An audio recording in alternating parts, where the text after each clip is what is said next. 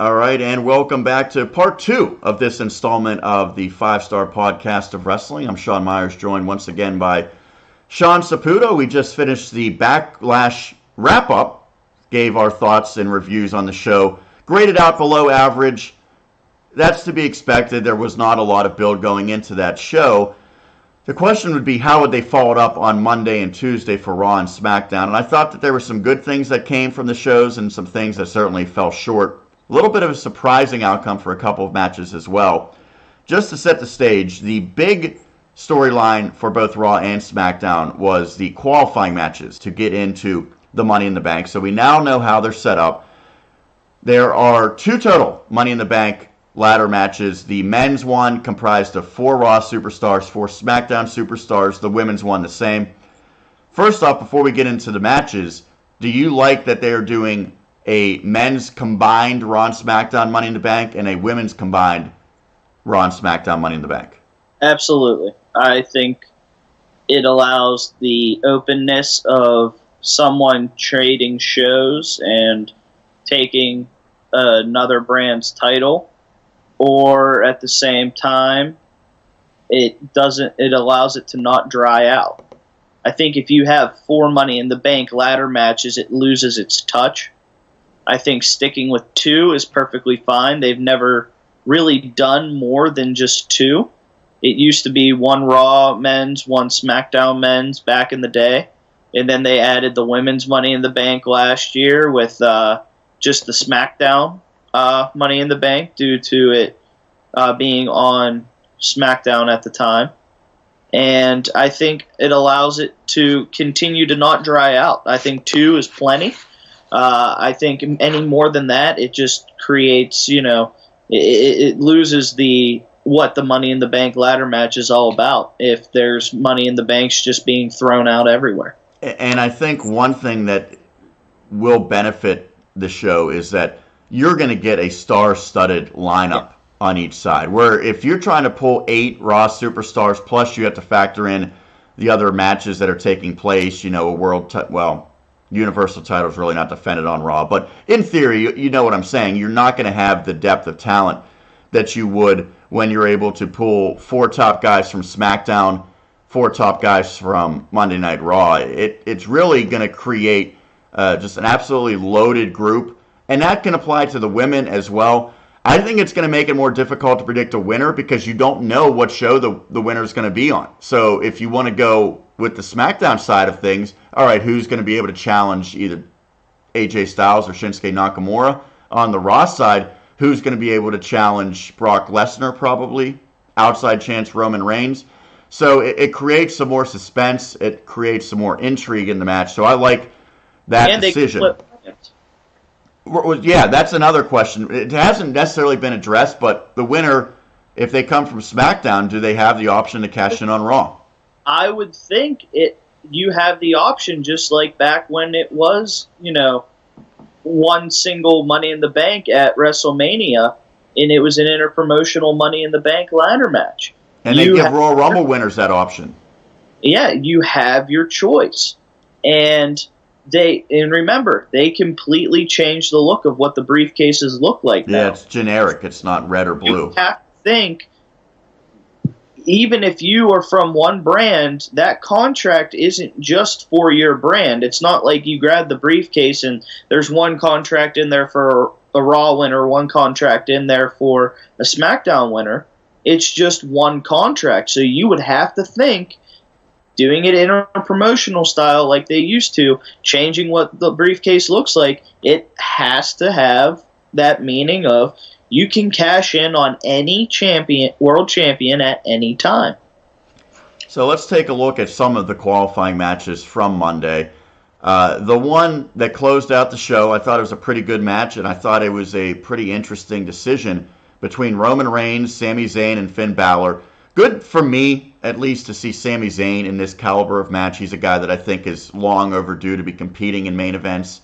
Thank you. Sami did not come out on top, but surprisingly, neither did Roman Reigns. It was Finn Balor who won the match.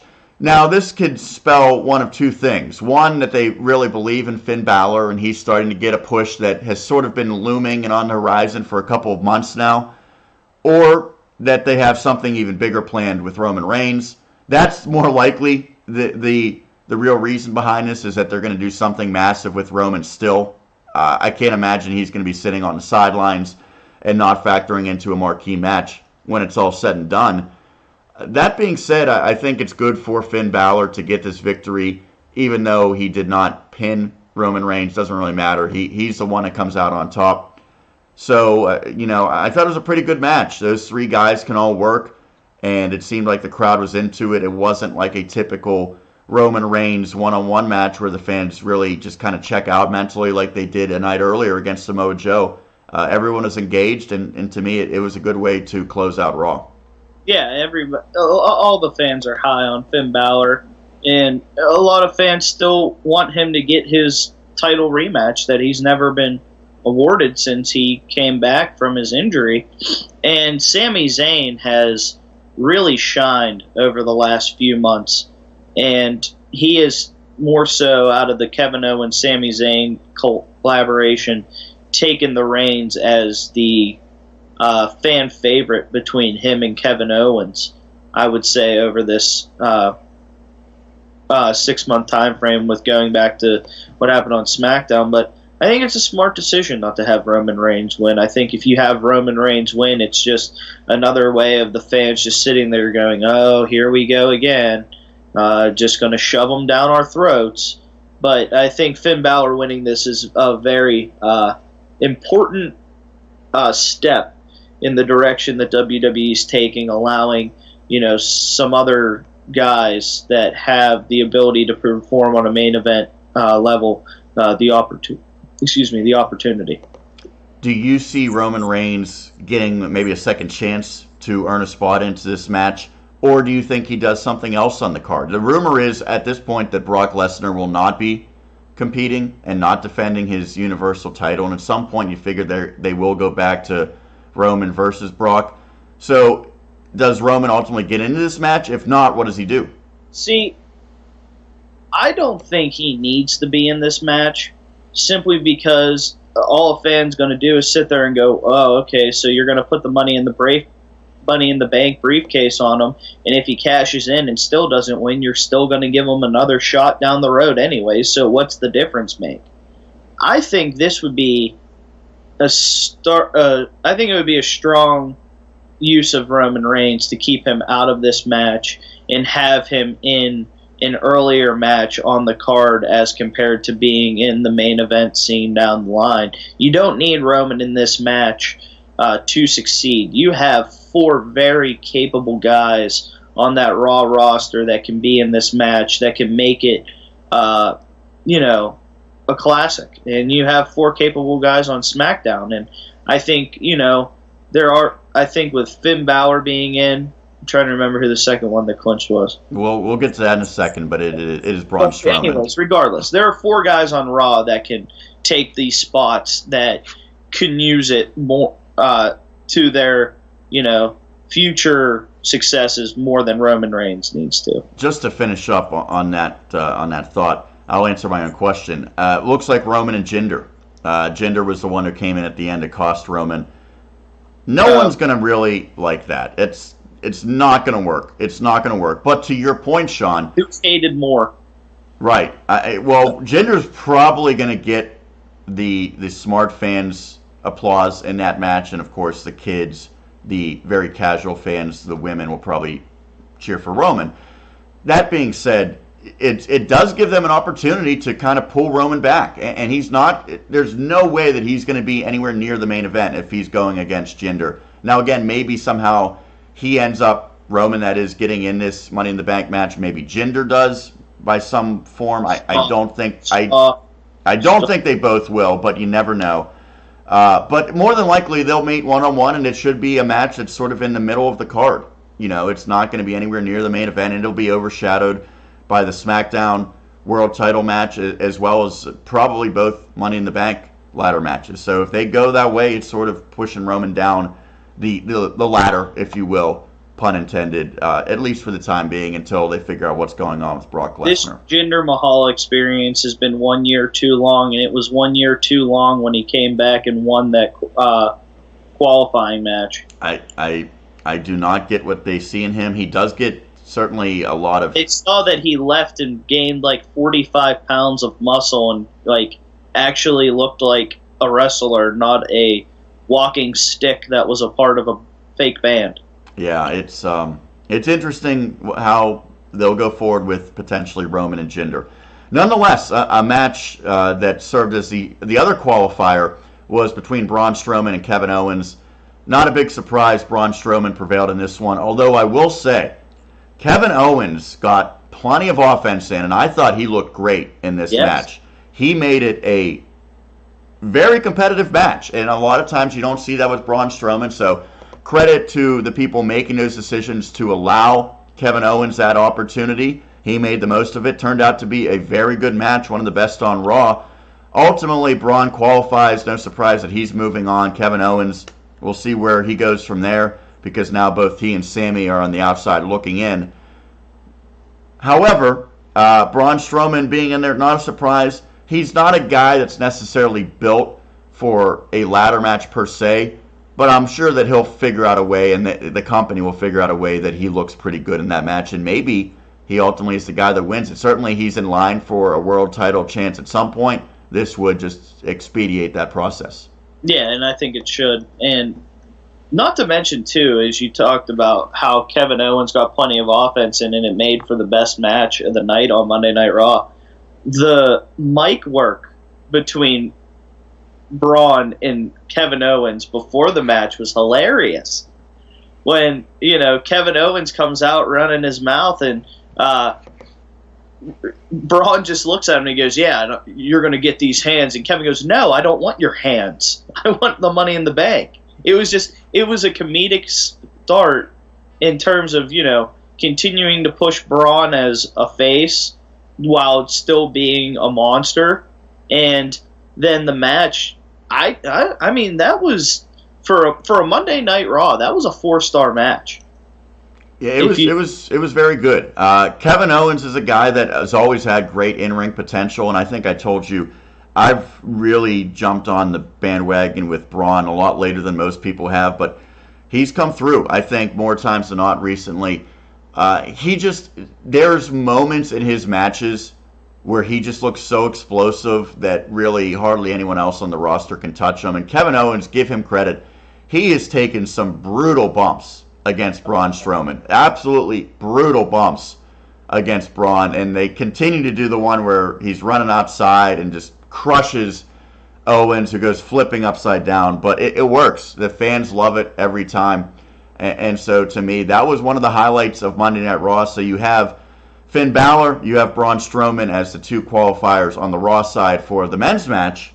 They also had the one women's match. It was a triple threat, and it was a star-studded triple threat. And this is where I start to question if they will give second chances to the men and women to get in. It was Ember Moon, who came up the night after WrestleMania, really hasn't done anything real significant. She's looked impressive, but hasn't really been featured in any storylines thus far. A lot of exhibition victories for her.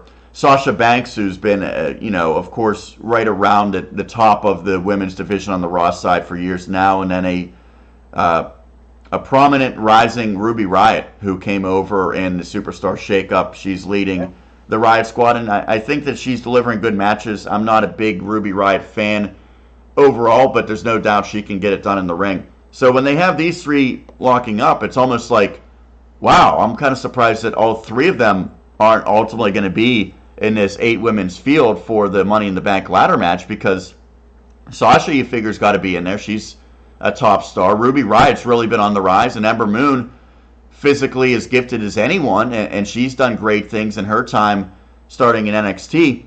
So ultimately, it's Ember Moon who gets the victory with the double eclipse on Sasha and Ruby. It's a great spot. I hope they don't overuse it, because that's one that if you do it all the time, it almost becomes like someone jumping into an RKO, where it just loses its effect if you do the double eclipse all the time. Nonetheless, it worked in this scenario. So Ember moves on. Sasha and Ruby on the outside, you figure that if they don't get in, the Raw side is going to be pretty weak, because you're not going to have Nia Jackson. Who else can fill out that group? Alexa Bliss. There's one. Ronda Rousey. I would be surprised if she's in it. And maybe she will be, but I would be surprised if she is in that match. Bayley. What's that? Bayley. Okay. And now, if she gets in over Ruby Riott or Sasha, though, it's a little confusing because... Natalya, I could see that happening. But to me, if you have Ruby Riott and Sasha on the outside looking in, I think that they're probably bigger right now than Bayley. You know, Bayley doesn't have a lot going for it all. Natalya, I don't know. Maybe she will continue that feud with Mickie James, and maybe they'll do something with the match there. So to me, again, I would have thought all three of those women would have been in there. I think all three will. Right, and that's what you can circle back and maybe give them a second chance or something along those lines. I think the Raw side's going to be Sasha, Ruby, Ember, Bayley. That probably makes the most sense to me as well, because you already have Natalya and Mickie James. Alexa maybe gets in there. I don't know if she's done with Nia Jax or not. I think she needs it. Right, I would agree with that as well. Much like you could say Roman doesn't need to be in there, I don't think Alexa needs to be in there. Too over where she doesn't need it. What did you think of the match and ultimately the decision? Even if all three end up getting in, or maybe two of the three having Ember win, I think that's a pretty big victory for her. I think it's the right decision, just because Ember's been on a roll ever since she came up the night after WrestleMania, and I think you have to keep her fresh in the fans' mind. You can't just have her be overworked by a veteran in Sasha and a more recent newcomer in Ruby Riott than her. So I think it's a smart decision by putting the victory on Ember Moon, because then it gives Ember Moon a couple weeks to freshen up, and she doesn't have to, overexert on Monday Night Raw over the next few weeks. She can have matches that she's going to win, but she doesn't have to, be overused and, making fans understand what she's about. Let's jump over to Tuesday night and SmackDown. Pretty similar setup. They had two men's qualifying matches for Money in the Bank. They also had the one women's match. The one that was, again, a big shocker, and we talked, there were some surprises this week.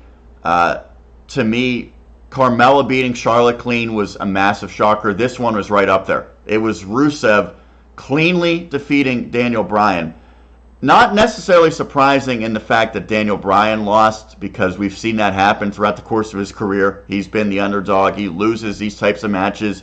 It makes the climb back up the hill all the more significant, all the more trying. But the fact that it was Rusev beat him surprised me, because I think the company is not real high on Rusev. They put him in weird scenarios because he's getting a face reaction, but they're putting him against some of the top faces almost to sort of excuse me, seems like almost squash that reaction. He goes against The Undertaker. He goes against Daniel Bryan. You're basically saying we want the fans not to cheer for this guy in that capacity. Nonetheless, Rusev gets a massive victory, defeating Daniel Bryan cleanly, and then you get afterwards the disbelief on the look of Daniel Bryan, like, where do I go from here? Rusev, I don't think, is a guy that many people thought would be one of the 4 SmackDown representatives in this match, but he earned his spot in.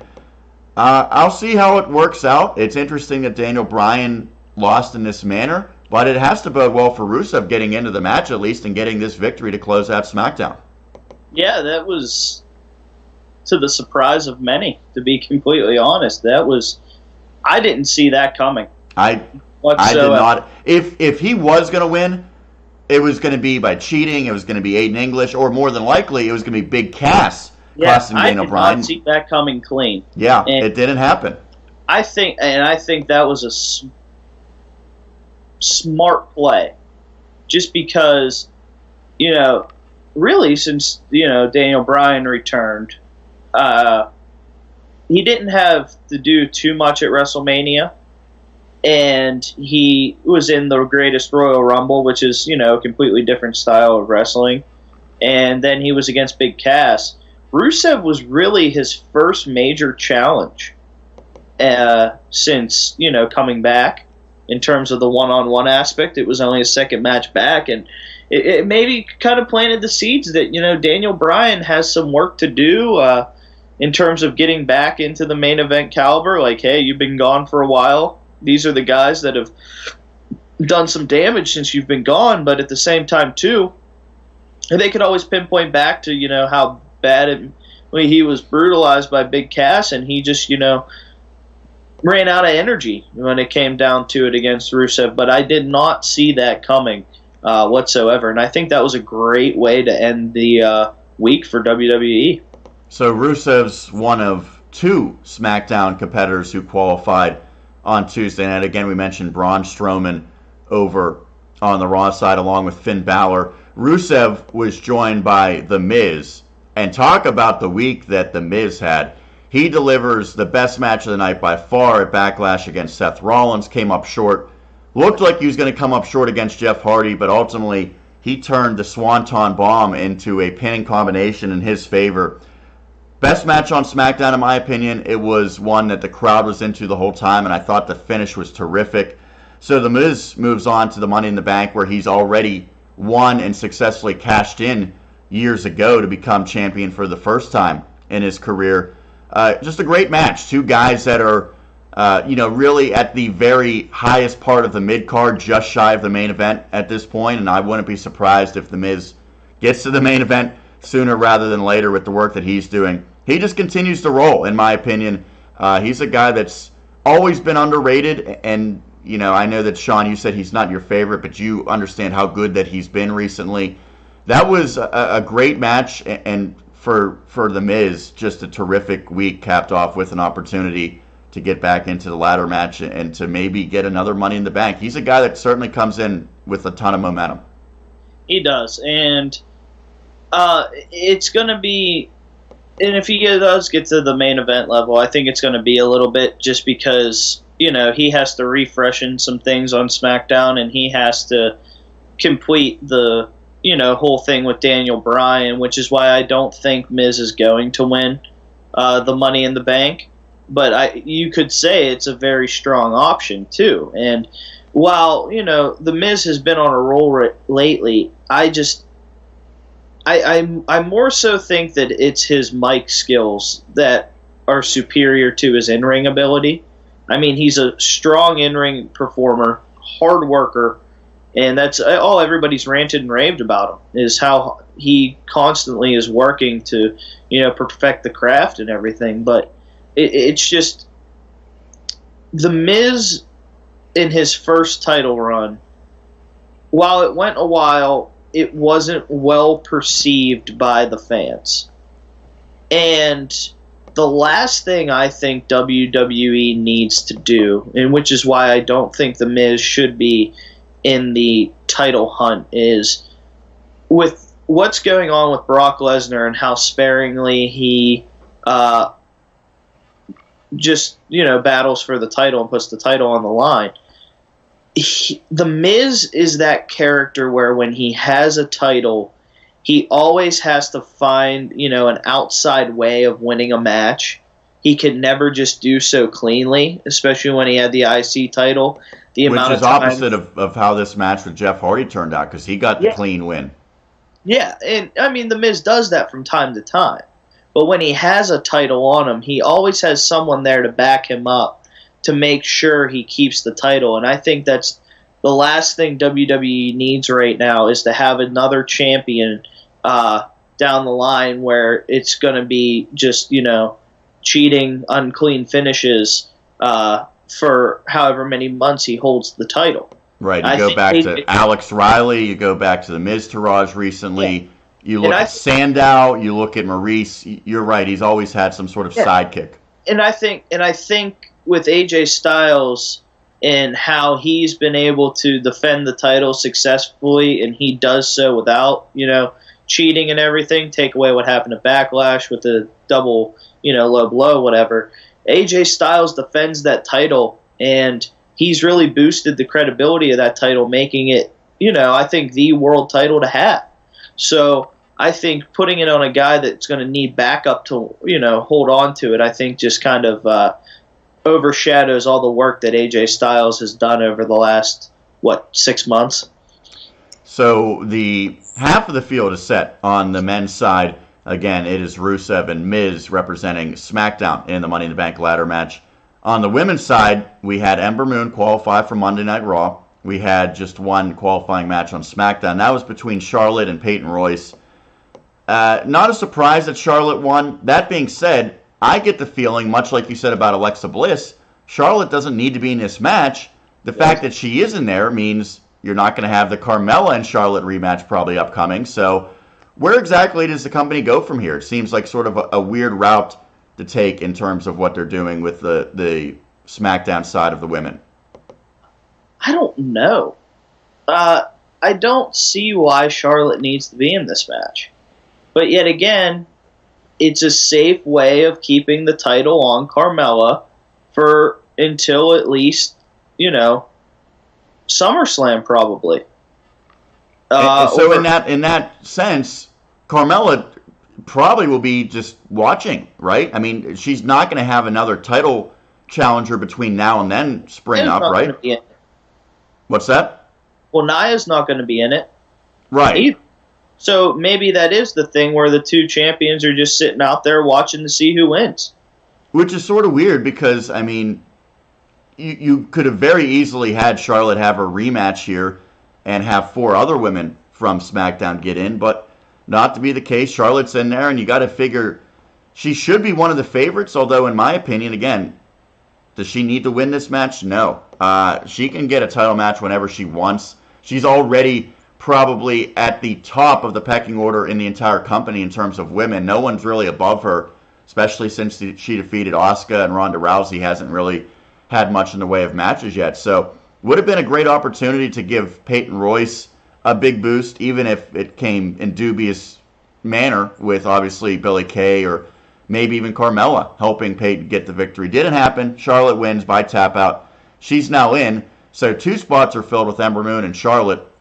How do you see SmackDown rounding out their group with 3 other women potentially due to get in? It seems like they have plenty of options over there.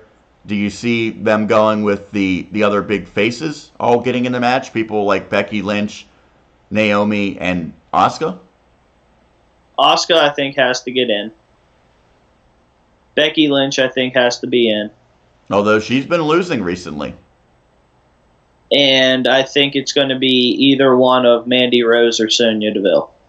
Mandy Rose getting the victory this past week, and I think Sonya is certainly very good. So is this women's ladder match going to be, is it going to be set up correctly with the right women in there? Because ultimately, even if they deliver a great match, you need to have the right person win. I don't know if Carmella necessarily was the right person, but it worked in terms of increasing her status with the company and getting her a title. Are you going to be able to replicate that here on the women's side, or is there going to be a woman that basically already has been a champion, doesn't really need this, that gets it again? I think the best case scenario for this would be to have it come down to, because they've just played it off way too long, have Sasha climbing the ladder to get the briefcase and having Bayley knock her off, and Bayley gets the Money in the Bank. Because Bayley was so over with the crowd when she came up, and they did a absolute premature run with her as women's champion. Yeah, I completely agree on that. I think out of the veterans that are there that could truly use this briefcase to reconcile a past where the fans were completely behind them, I think Bayley winning this match would have the biggest impact on this match. I would say you could probably almost say the exact same thing about Becky Lynch on SmackDown. That being said, I just don't see either one of them winning because I think the company's not as high on them as how they were presented in NXT or what their fan reaction might leads you to believe. So I don't know which way they're going to go. I certainly hope it's not Charlotte. I can tell you that much. I don't want to see her with the Money in the Bank. I do think this match naturally sets itself up towards favoring heels to win, because it's such a heel move to have this briefcase that you could cash in at any time and kind of sneak in the back door. So maybe we'll get heels on both Raw and SmackDown. We'll have to wait for the field to be rounded out, but certainly it's going to have star power on both sides. There's no doubt about that. They are making these matches into big-time events. Before we wrap this one up, anything else that stood out between Raw and SmackDown? I'll first start by saying that I thought something that's wasn't great this past week, but I think could be great in the weeks and months to come, was on Monday Night Raw with Seth Rollins indicating that he's going to have a Intercontinental title challenge every week. He went against Mojo Rawley this past week. Not sure that Mojo is the right pick, but I like the idea that other guys are getting opportunities, and with how good Rollins has been, how hot he's been in the ring, he's a guy that probably will bring out the best in most of his competitors. Made it into at least a respectable match against Mojo. I don't think any normal human thought that Mojo Rawley was going to win that match and win the title, so you sort of already are behind the eight ball with the outcome pretty clear. But we've seen this done before. John Cena had great success with an open challenge. I think that Rollins is the perfect guy right now to do this. Will he eventually need to move up and become a main eventer on Raw within the next couple of months? Yes. But maybe through May, maybe through June, into July, they can continue to do this and get some really good matches, and in the process hope that you elevate other guys. I would love to see, for instance, how about an Apollo Crews challenges Seth Rollins? Yeah, it doesn't make sense in that Apollo's a face. He's not doing anything storyline-wise. That's why this open challenge makes so much sense, because those guys would deliver a terrific match. All of a sudden, people start to care about Apollo. And honestly, I thought Mojo put on a pretty solid match against Seth Rollins. Probably about as good as they could have hoped for, yeah. I mean, Mojo Rawley was seriously in for a push on SmackDown Live, and they never really explained why they just pulled the plug on him. And Mojo Rawley had been so hot, especially after winning Andre the Giant, the Battle Royal, but yet again, it's just, I think if you win that, your career goes down the tubes. I think that's a curse, unless you're Cesaro, because you found your knack in a tag team now. But I don't know. I give Mojo credit. I thought Mojo put on a solid match. I thought that was one of the better spots of the night, was that match with him and Seth Rollins. I think you'll see that in weeks to come. I would think if Rollins continues to do this, and maybe it's leading to something in the end, maybe it's leading to Dean Ambrose challenging him. At some point, Ambrose has to come back, right? I mean, it seems like any week now he'll be back. But ultimately, I think that this Rollins IC title challenge will bring about some of the best matches each and every week. So that's what stood out for me on Monday Night Raw. Anything else draw your attention on either Raw or SmackDown this week, whether it be good or bad? I can't say so. I think we've hit on everything.